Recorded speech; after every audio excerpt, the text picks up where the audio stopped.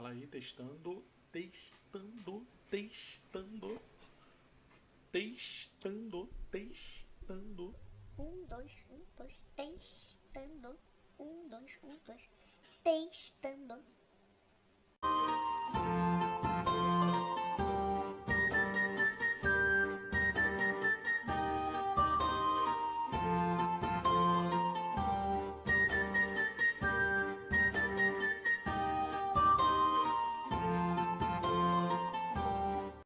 Fala aí, sétimo ano, beleza? Tranquilo? Professor Renato de volta. Hoje para expansão marítima módulo 10. Beleza? Tranquilo? Tá chegando aí, tá abrindo o vídeo. De álcool em gel. A gente sempre começar da mesma forma. Hoje estou com um microfone diferente. Beleza? Tô me sentindo bem youtuber agora. Finalmente virei um youtuber. Preciso do feedback de vocês, preciso que vocês, se ficarem com o som aí meio zoado, vocês falam, professor, ficou um som zoado, não queremos mais este microfone. Porque esse microfone aqui de vez em quando ele pode ficar com um chiado aí, beleza? Bom, no mais, deixa eu aproveitar aqui o meu momento de fama, tá? Antes de começar, eu mostrei na aula do sexto ano, eu sempre prometo, não consigo dessa vez conseguir. A minha foto quando eu estava ali no sexto ano para o sétimo ano, tá? Não tem relevância alguma mostrar, mas velho gosta de mostrar foto quando era criança. E agora eu sou velho e agora eu vou mostrar foto, tá? Eis a foto. Sou eu, com 11, sei lá, 11, 12 anos de idade por aí. Né? Não é peruca, o cabelo depois ficou assim, ó. Tá? Agora tá zoadíssimo, lógico, devido à quarentena. Né? Mas também não é mais um cabelinho de 11 anos de idade, tá? Bom, dito, mostrado, vamos começar agora, então, a falarmos do módulo 10. Tá? Espero que você esteja com o livro, já tenha dado uma olhadinha, possivelmente, correto? Já sabe, clicou aqui na grade, vai para o vídeo, vai para o nosso canal. Expansão marítima. É lógico que este módulo ele é um complemento do módulo anterior, uma vez que a gente já estava falando do mercantilismo, já falávamos da ascensão do Estado moderno, falávamos desse casamento entre nobreza e burguesia. É lógico, era evidente que a gente estava tentando fazer de tudo para chegar neste momento da expansão marítima. Falamos da criação de Portugal e etc. Então tudo foi um processo até chegarmos então na expansão marítima, essa grande aventura europeia pelo planeta. Bom, então está ali, processos de grandes navegações marítimas desenvolvidas, né, pelos países europeus a partir do final do século XIV. Geralmente quando fala sobre isso vem a imagem das caravelas na nossa mente, então eu coloquei aqui do lado.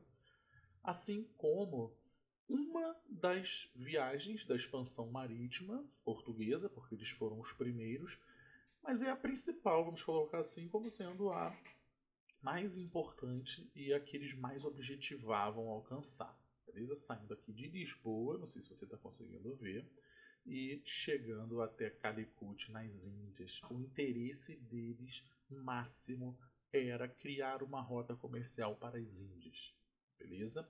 Já naquele pensamento de que a Terra não é plana, né? A Terra é redonda, correto? Apareceu um barulho aqui, vou pausar o vídeo porque eu não sei o que é. Peraí. Bom, foi um barulho do além, mas foi no computador, não sei o que foi. Bom, continuando então, falávamos sobre essa junção, né, dos módulos em relação à expansão marítima e da questão da rota comercial para as Índias, em busca das especiarias, como sendo o principal objetivo dessa expansão marítima. Tá? É o único? Claro que não é o único, mas colocamos como principal, uma vez que as especiarias eram interessantíssimas, importantíssimas em termos comerciais para os europeus. E, logicamente, né, a grande maior parte dela ficava nas Índias, né, até por chamar produto das Índias, ficava lá. E Portugal, né, no cantinho da Europa, queria ter acesso a essas especiarias e precisava, logicamente, esperar todo o processo comercial, dos árabes levando até o Mediterrâneo. No Mediterrâneo, os genoveses, venezianos, né, futuros italianos pegando essa mercadoria e distribuindo para a Europa. Então demorava muito, muitos impostos, ficava caríssimo. Então aquele pensamento da terra redonda, os portugueses vão começar a buscar mecanismos, buscar saídas, pensando que dá para contornar o continente africano. Eles achavam que o continente africano era isso aqui, a bem da verdade, né?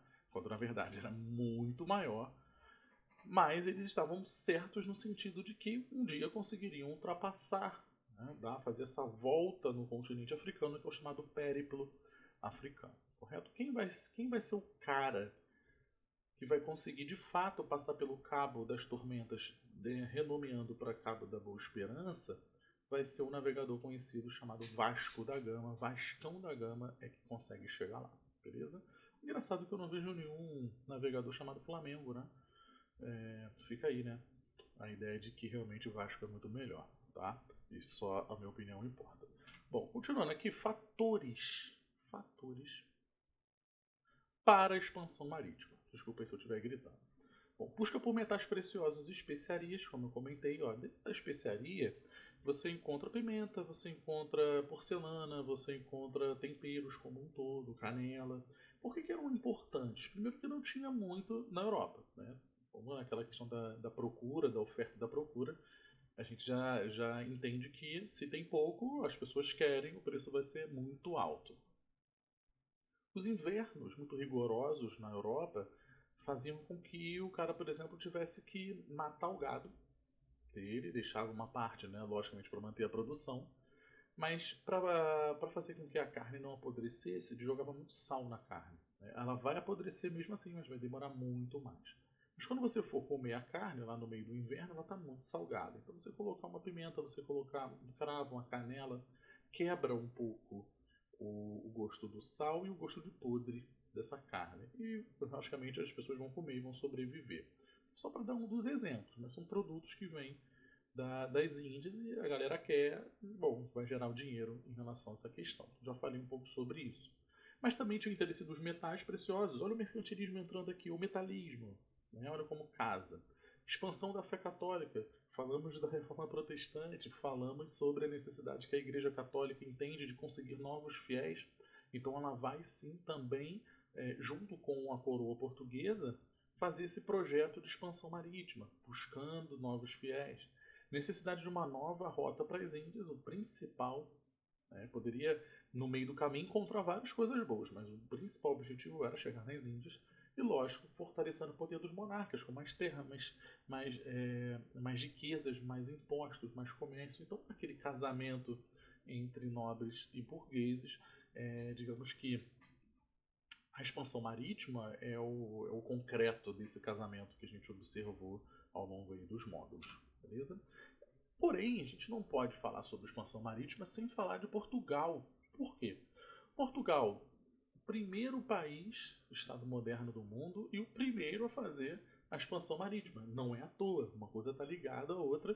Por quê? Porque através do processo de centralização política e administrativa é que possibilitou Portugal a ter forma suficiente, né, encontrar caminhos positivos para chegar na expansão marítima.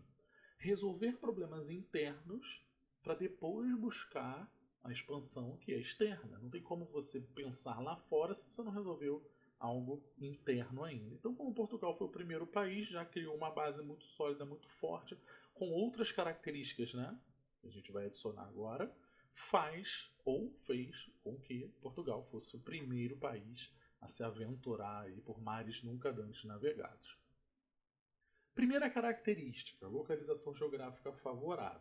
Beleza? Eu já comecei por uma que os historiadores não gostam muito. Esse determinismo geográfico é algo que não é muito bem-vindo, mas, a bem da verdade, ela precisa ser dita. Portugal só faz fronteira com um país, que é a Espanha.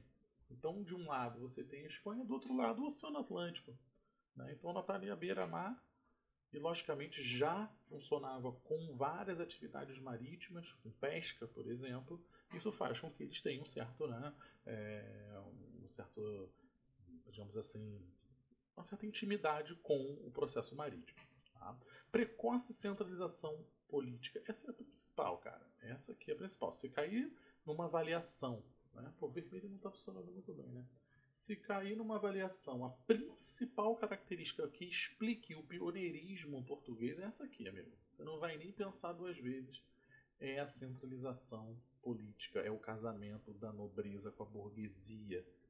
Ter um barco, uma embarcação, um navio, uma caravela, seja o que for, era caríssimo. Era um investimento muito caro. E lógico, somente o rei, a partir do momento que ele recolhe os impostos da burguesia com um sorriso de orelha a orelha, que ele consegue incentivar a expansão marítima. A burguesia paga porque sabe que se o rei está colocando esses impostos na expansão marítima, na parte marítima, no comércio, ele vai ganhar de volta depois. Então você tem investimentos de reis, nobres, burguesia e clérigos. A igreja, cada um com o seu pensamento, cada um com o seu interesse dentro da expansão marítima. E coloquei também a escola de Sagres. Alguns historiadores dizem que ela nunca existiu, né, pelo menos não de uma forma oficial. Mas a escola de Sagres, como sendo uma escola, um local, onde principalmente os reis, né, portugueses vão contratar professores navegadores, vamos falar assim, para ensinar e criar navegadores portugueses. Se você observar toda a expansão marítima portuguesa, são vários navegadores e todos eles portugueses. Quando você observa, por exemplo, a expansão marítima do lado espanhol, não são espanhóis. Né? O principal deles vai ser Colombo, e o Colombo não era espanhol, né? O Colombo era genovês. Então, Portugal queria navegadores portugueses de fato. Então precisava entender, precisava pesquisar. Então, voltando novamente ao mapa, Portugal ficava numa rota interessante de saída do Mediterrâneo e subida para a região do Flandres, né, para a região do norte da Europa, com muito navegador subindo e descendo, sempre pelo litoral, correto? Sempre ele costeando o litoral. E, logicamente, vão ser assediados nesse sentido, por exemplo, a bússola, o astrolábio, que são itens que podem ser utilizados para navegação, vão ser levados, né, para Portugal nesse momento. E aos pouquinhos eles vão entendendo. Voltando naquele mapa, né, Portugal leva 100 anos para conseguir fazer isso aqui, tá? São 100 anos de navegação. Por quê? Porque descia aqui para Celta, logo no iníciozinho, 1415, se eu não me engano, volta para cá, Portugal. Desce mais um pouquinho, já na outra expedição, sobe. Vai fazendo isso, vai subindo e vai descendo, né, com navegadores diferentes, né, até tentar passar, não consegue, volta, Vasco da Gama depois na próxima. Então demorava às vezes 2, 3 anos de uma expedição para outra, não era fácil, né, conseguir a parte econômica para custear todo esse processo de expansão marítima. Então Portugal vai aos pouquinhos e consegue chegar. Ele bota de observação no nosso livro que o Tratado de Tordesilhas ele altera um acordo anterior, né, a bula intercoeteira, que dividiria o mundo, né, a ser descoberto. Vou mostrar aqui, essa aqui, beleza? A primeira, como você tem Portugal aqui nesse espaço, beleza? E a Espanha aqui do outro lado, tá? Então aqui seria a Península Ibérica. Como os dois países foram os principais em termos de expansão, eles vão dividir o mundo para eles, correto? A gente não vai entrar numa ideia se é certo ou errado, eles vão dividir o mundo para eles, as terras a serem descobertas. Então todas as terras que fossem, cadê aqui? Todas as terras descobertas para cá, né, que seria a oeste do Tratado de Tordesilhas e anteriormente a bula, né, intercoeteira, seria da Espanha. Beleza? Seria da Espanha. E todas as terras descobertas para leste, tá, do tratado seria para Portugal. Você vê que a primeira aqui está pegando só a pontinha do Brasil. Né? Então, também, na verdade, era muito comum pensar também que talvez nem pegasse uma pontinha do Brasil. E depois, depois refizeram esse tratado. Só que você vai ver que em 1494 e Portugal chega oficialmente ao Brasil em 1500 com Cabral, né? Cabral desce aqui, para sair de uma calmaria, ele acaba chegando no Brasil. Depois ele continua toda a viagem dele para as Índias, né? Então, assim, logicamente isso está em discussão. A gente tem possíveis documentos que possam vir a comprovar uma viagem secreta que Portugal vai fazer mais ou menos entre 1493 e 1494, e acaba vendo que a bula não pega, né, a parte do Brasil, e o interesse deles era fechar o Oceano Atlântico Sul, a parte sul do Oceano Atlântico, para a navegação de qualquer outra nação. Deixar só para os portugueses como uma forma de monopólio. Você ter terras, né, de um lado e terras do outro. Né? Esse era o sentido.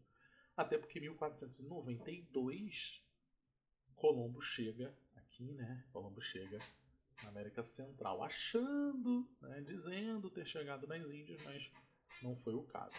Então, mais ou menos, é o que ele coloca de discussão, e a gente também já falou sobre essa questão de descobrimento. Né? Você já tinha os nativos morando aqui.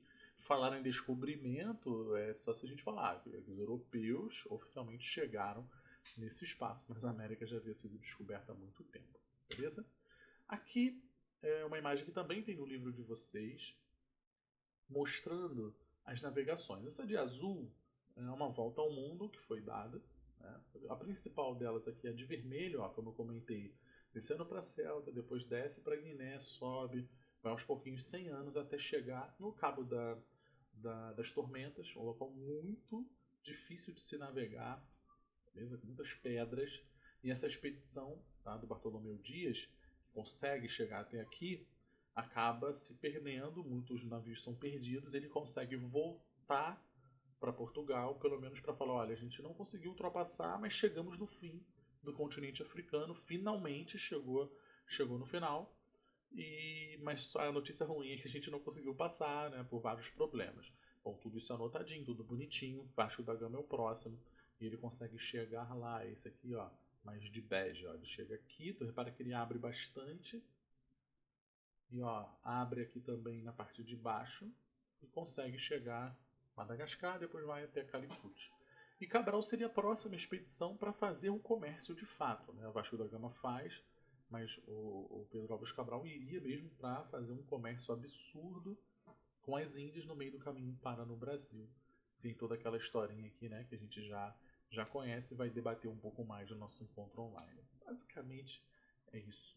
Tá? Então, dentro desse pioneirismo português, você não pode esquecer das caravelas, né, do fato de você utilizar o vento como uma forma de navegação, eles melhorarem técnicas relacionadas à construção de um navio mais resistente, uma madeira mais, digamos assim, mais forte.